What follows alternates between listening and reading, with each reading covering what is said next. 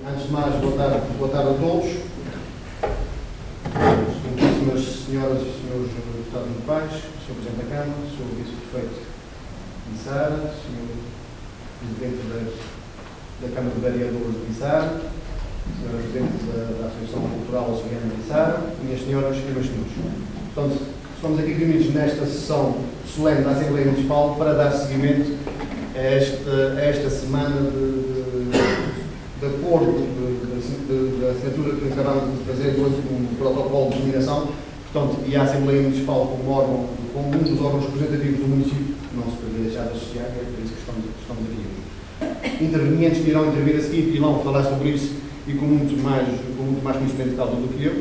E sendo assim, a primeira pessoa a quem passa a palavra é a professora Elsa, Presidente da Associação Cultural Açoriana de Içara. Quero saudar a todos e, na pessoa do vosso presidente, Luiz Maciel, saúdo a todas as autoridades presentes aqui e ao meu vice de Içara.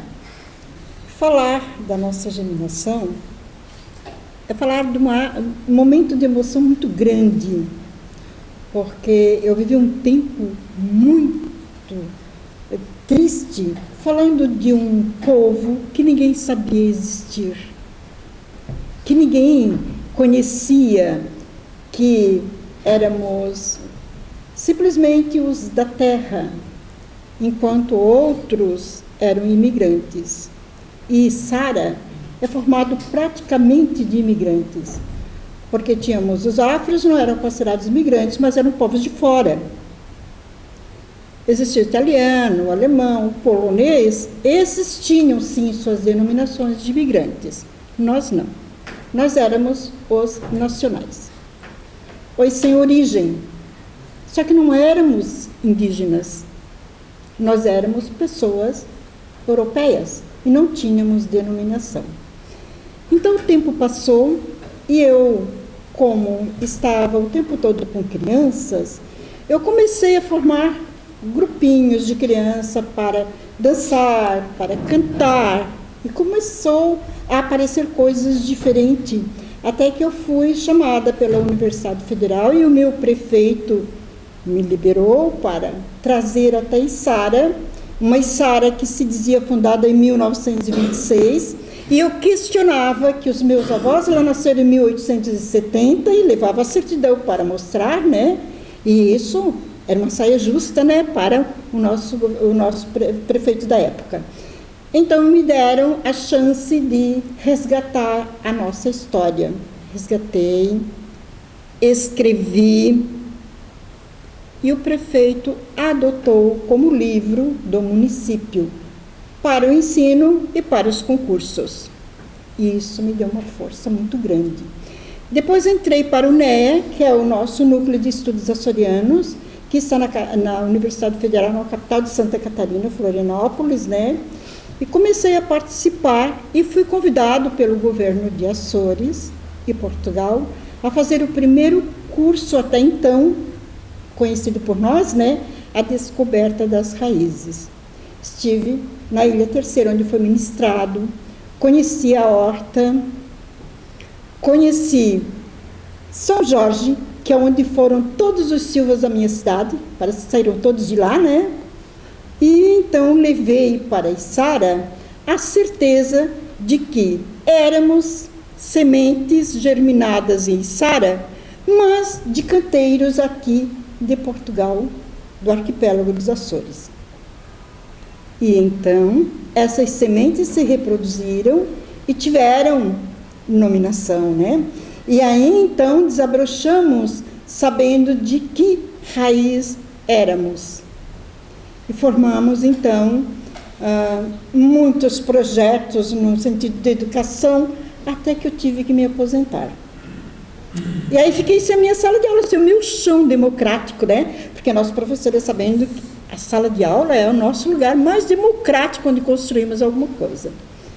Deixei com a minha filha, que assumiu meu lugar, a Márcia Beatriz, e tive que sair, porque dizem que aves de plumagens diferentes não voam junto. Precisam procurar outras da mesma plumagem para voar junto. E aí eu fui para uma escola de ensino médio e o meu grupo se tornou, então, com adolescentes e adultos. E esse meu grupo, Aurora Soriana, que nasceu lá pequenininhos com as minhas criancinhas, então cresceram, deram um pulo, e nós passamos a ter assento no NEA, a participar de todas as ações do NEA, e inclusive das festividades dentro de Santa Catarina. E fomos mais longe. Nos reunimos com alguns amigos, criamos uma tal de academia literária para poder escrever, divulgar tudo aquilo e cientificar também. Então passamos para mestrado para poder cientificar a nossa cultura dentro das universidades para se tornar tema de pesquisa. E lá levei o nosso boi de mamão, que está dentro da cultura catarinense, de base açoriana, mas não foi daqui, né? Nós não tínhamos como praticar uma tourada de boi a corda, né? Isso era só para as festas de padroeiro. Mas tínhamos como brincar, misturado aí aos indígenas, aos afros e aos açorianos. Criou-se o boi de mamão como se fosse o presépio de Natal, brincando numa solenidade de final de ano com a cantoria dos reis. E esse evento, essa festividade, que era tão sagrada, que depois do 6 de janeiro se fechava todos os bichinhos, como dizem eles, que eram as alegorias, se fechavam e se esperava para o próximo ano. Nós não tínhamos bandeira do Divino Espírito Santo. Participávamos com Jaguaruna, nosso município vizinho, e Araranguá. Formávamos, então, a turma de foliões da bandeira do peditório. E no dia da festa lá íamos para o Império, que eram dois muito fortes. Em adesão, Jaguaruna e Araranguá. Nós éramos a força dos dois municípios, que até então eram juntos, né? Não tínhamos separação geográfica. Depois que separamos geograficamente é que a gente acabou ficando sem a bandeira do Divino. Bem, mas o tempo passou e até que um dia este moço apareceu na minha terra, né, com a proposta de fazermos uma germinação. Porque lá também o meu prefeito disse que era possível e era muito bom. Então, se esse povo existe, vamos ao encontro deles e vamos dar esse abraço fraterno entre Sara e Flores. Porque nós queremos muito mais que dizer, nós somos sementes germinadas vindas, nem pelo vento, né? Foi pelas águas mesmo, né? Somos sim, mas podemos estar mais próximos, podemos nos tornar fraternos. Se nós estamos em Saara, somos uma cidade universitária, nós podemos convidá-los para vir estudar conosco. E por que não? Acolheremos a todos que queiram estudar para conhecer mais ainda a nossa cultura.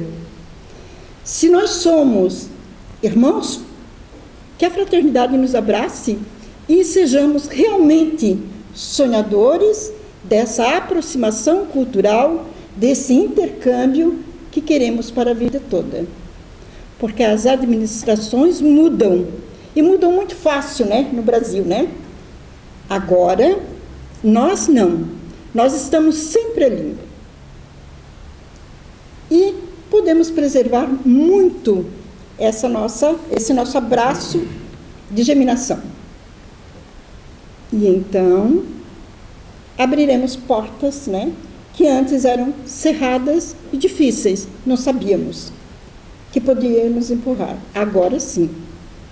Com esse evento de hoje, que eu agradeço muito ao Luiz, que eu digo sempre, a pessoa tão jovem, que nos foi enviada assim de uma maneira que nos deslumbrou a todos, né?